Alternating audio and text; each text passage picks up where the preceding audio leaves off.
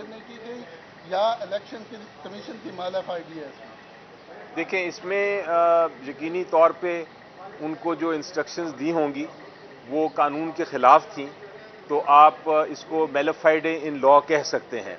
यानी कानून में अगर आप एक ऐसी इंस्ट्रक्शन देते हैं, ऐसी हिदायत देते हैं अपने अफसरान को जो कि कानून के ख़िलाफ़ है, तो उसको वाकई ही आप मेलिफाइड ही कहेंगे। सर ये बताइएगा कि एक बड़ी डिस्कशन चल रही है कि जो आपके उम्मीदवार होंगे वो आज़ाद होंगे तो किसी भी जमात में जा सकते हैं। इस हवाले से कोई तहरीक इंसाफ प्लान कर रही है अदालतों में जाके कि कोई पार्टी आपकी मौजूद है, बल्ले का निशान नहीं है, तो इस पर एक लीगली पोजीशन बताइएगा क्या होगा? देखिए, मेरी नज़र में जो कैंडिडेट्स हैं वो 3 किस्म के इस वक्त मैदान में उतरे हुए हैं।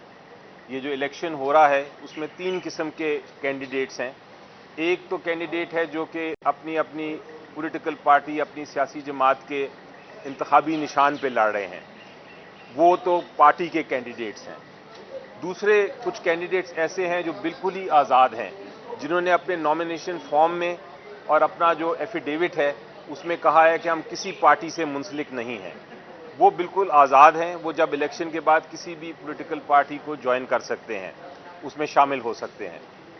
तीसरा कैंडिडेट वो है जो कि जिसने अपनी नॉमिनेशन पेपर में लिखा है कि मैं इस पार्टी का, एक ख़ास पार्टी मसलन पीटीआई का मैं कैंडिडेट हूं, और पीटीआई ने उसको एक्सेप्ट किया है, लेकिन वो सिंबल चूंकि पीटीआई को नहीं मिला, वो अपने ही सिंबल पे लड़ा है इलेक्शन, लेकिन उसने एफिडेविट में भी और नॉमिनेशन पेपर्स में भी ये जाहिर कर दिया है कि मैं पार्टी का नॉमिनी हूं। ये जो नॉमिनी कैंडिडेट है इसको भी पार्टी का कैंडिडेट समझा जाएगा, बेशक वो पार्टी के सिंबल के बगैर लड़ रहा है। इसलिए कल को जब इलेक्शन होगा तो वो पार्टी का ही कैंडिडेट समझा जाएगा और पार्टी का ही मेंबर समझा जाएगा पार्लियामेंट में। सर, कल लाहौर हाई कोर्ट ने सलमान अकरम राजा साहब को इलेक्शन कमीशन से रुजू करने की हिदायत की है, तो क्या तमाम कैंडिडेट्स इलेक्शन कमीशन से रुजू करेंगे या सिर्फ सलमान अकरम राजा? नहीं, मेरा ख्याल है कि वो इस केस की जो फैसला है उसके खिलाफ शायद अपील करनी पड़े, क्योंकि जो केस फाइल किया था उसमें तो ये इस्तदा थी कि जो कैंडिडेट्स हैं वो पीटीआई के कैंडिडेट समझे जाएं। तो अदालत ने अगर उस पर फैसला नहीं किया, मेरा ख्याल है अदालत को ही फैसला करना पड़ेगा अल्टीमेटली। तो मुझे यकीन है कि बहुत जल्द उस फैसले के खिलाफ भी अपील फाइल की जाएगी।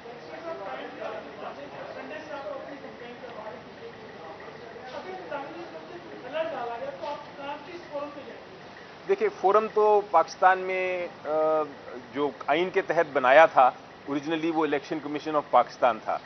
अगर इस किस्म की कोई इलेक्शन की कैंपेन में मुदाखलत होती है किसी भी तरफ से, तो ये इलेक्शन कमीशन ऑफ पाकिस्तान की जिम्मेदारी है कि वो इस पे उसका सलूशन ढूंढे और उसका हल ढूंढे।